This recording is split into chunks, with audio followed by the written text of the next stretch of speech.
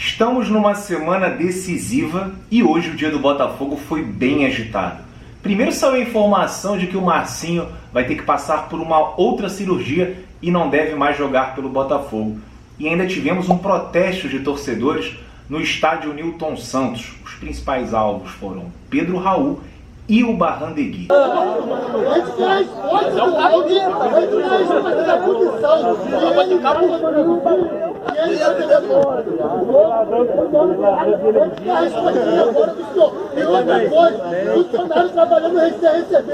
É sobre isso que eu vou falar no vídeo de hoje.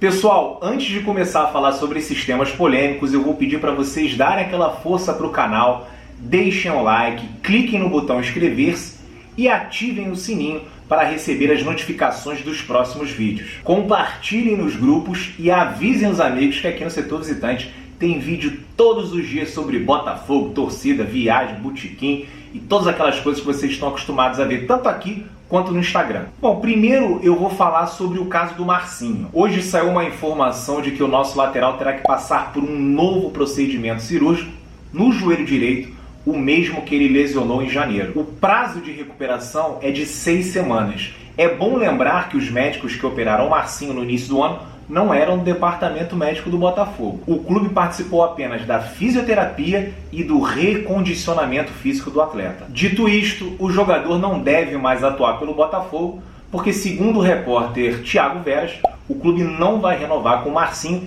que fez uma pedida muito alta, completamente fora da realidade financeira do clube, e o vínculo do atleta vai apenas até dezembro de 2020. Ou seja, não faz sentido ele entrar para jogar 1 mês e meio no Campeonato Brasileiro. A gente precisa pontuar algumas coisas nesse caso do Marcinho que escancaram muito o amadorismo das últimas gestões do Botafogo. E antes de falar ponto a ponto, eu queria deixar bem claro que eu não vou levar em consideração nessa análise se ele é bom ou ruim.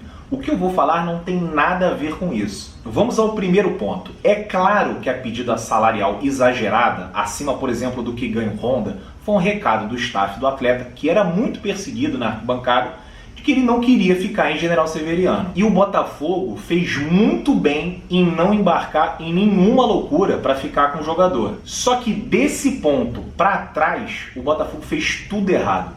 Mais um jovem com potencial, e aqui eu repito, sem juízo de valor se é bom ou ruim, mas é a realidade aqui, mais um jovem com potencial e mercado vai deixar o Botafogo de graça, ou numa troca bizarra, ou por um valor irrisório. Esse é o tipo de negociação que a nossa diretoria faz com as nossas pratas da casa.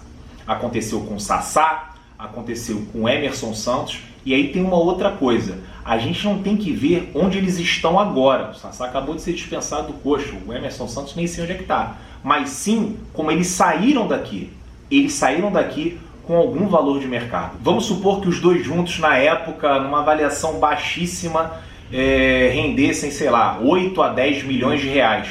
É muito pouco, mas 8, 10 milhões de reais é melhor do que nada. A grande questão é a seguinte: qualquer clube europeu sério que tem um jovem jogador com mercado e passagem pela seleção, e aí também não vamos questionar se foi merecido ou não a convocação do Marcinho, isso é uma outra coisa, mas qualquer clube europeu sério vai procurar para renovar com um jovem desses, no mínimo com 2 anos antes do contrato expirar. Porque a cada ano que passa, ele acaba perdendo valor. E o ideal é você conseguir extrair ao máximo das suas joias. E pode colocar joias entre aspas, dos seus jovens jogadores, né, dos seus ativos. Mas ok, nem sempre isso é possível. Às vezes os dirigentes também podem não estar muito certos se querem ou não renovar com tanta antecedência. Só que há 1 ano o Marcinho foi convocado para a seleção brasileira pelo Tite. Se não me engano, foi no dia 27 de setembro de 2019. Vai fazer 1 ano daqui a 1 semana. E aí, mais uma vez, você pode discordar, achar que o Tite é maluco, mas o Marcinho tem no currículo dele uma convocação para a seleção brasileira. E a gente sabe quanto uma convocação valoriza um jogador. Quem aí não lembra do Afonso Alves? Quando o Marcinho retornou da seleção, o Botafogo tinha que ter resolvido essa situação. e eu não digo nem procurado, mas resolvido. Faltava 1 ano e 2 meses para o contrato acabar e o Botafogo tinha que dar um ultimato no jogador para não perder um ativo do clube de graça. Isso é básico. Se ele na ocasião falasse que queria esperar, o Botafogo tinha que correr para negociar o atleta. Ah, mas o Marcinho não tinha nenhuma proposta oficial. Gente, não é só quando um time quer comprar um jogador que ele vai ao mercado. Quando ele quer vender, tem que ir também. Tem que mexer os pauzinhos, tem que fazer os contatos. E o Marcinho era um jogador, depois de convocado para a seleção brasileira, com mercado. Falou-se em Flamengo, Atlético Paranaense, Corinthians, Internacional.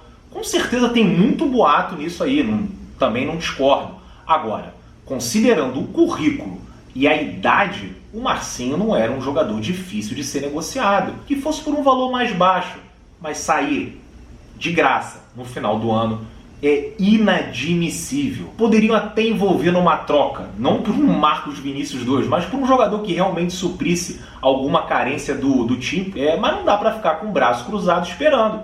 E se realmente a diretoria tentou fazer alguma coisa, aí, meus amigos, vacilaram feio mais uma vez. Dos dois jeitos, eles estão errados. Agora vamos falar sobre o protesto que aconteceu hoje no Newton Santos. Integrantes da Fúria Jovem foram ao estádio protestar contra os recentes resultados ruins do Botafogo. Eles estenderam uma faixa escrito time de frouxos e cobraram individualmente o uruguaio Barrandegui e o atacante Pedro Raul.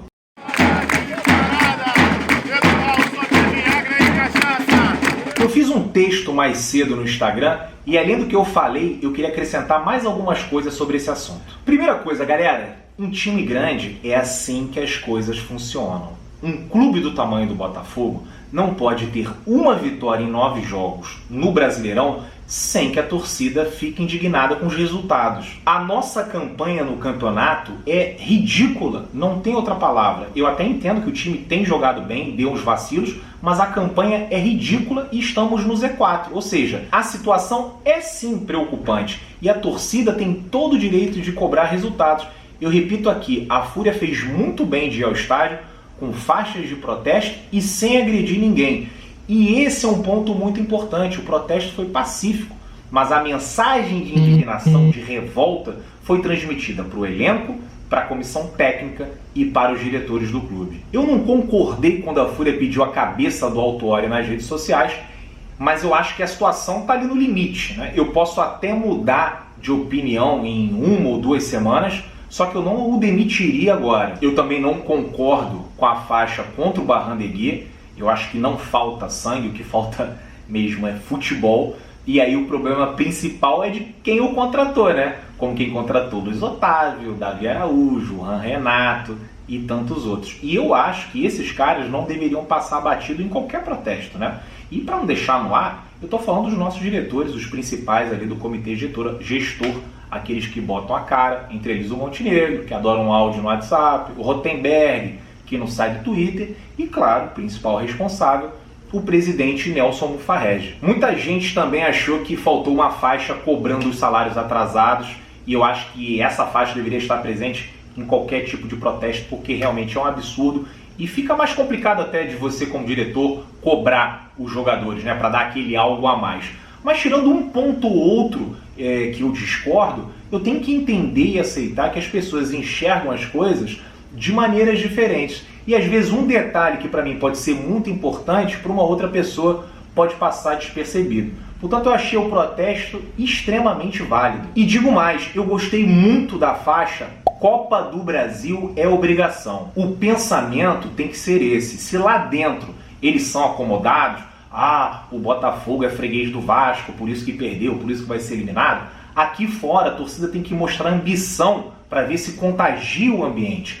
Esse tem que ser o pensamento. O Botafogo precisa urgentemente de uma mudança de mentalidade e em todos os setores do clube. Que bom que hoje partiu da torcida. E como eu disse no Instagram, ninguém vai quebrar a sede, lógico que estou falando entre aspas, ou ficar puto com o time se a gente perder numa semifinal ou então na final da Copa do Brasil. Mas não dá mais para aceitar ser eliminado nessas fases iniciais da competição. Em 2018, a gente caiu na primeira fase para a Aparecidense.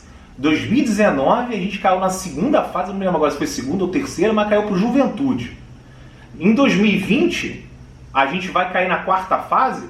Ah, mas é contra o Vasco da Gama. É clássico, meu amigo, não importa. O Botafogo dessa vez ele tem que entrar para ganhar e tem que ganhar. É isso ou nada. Chega de pensar pequeno. Bom, galera, era isso que eu tinha para falar para vocês sobre esses dois assuntos de hoje. Amanhã eu voltarei aqui para falar talvez sobre o jogo do Vasco. Eu tô com um vlog aí que eu tô editando do jogo no Paraguai, cara. Achei o meu cartão de memória com várias imagens brutas de jogos que eu ainda não tinha editado.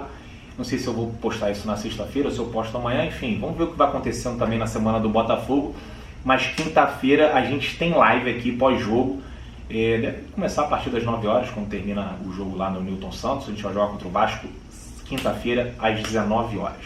Beleza, galera? Vamos nos falando. Sigam lá no Instagram, sigam no Twitter. E amanhã eu apareço aqui de volta para a gente falar mais sobre Botafogo. Tamo junto, um abraço!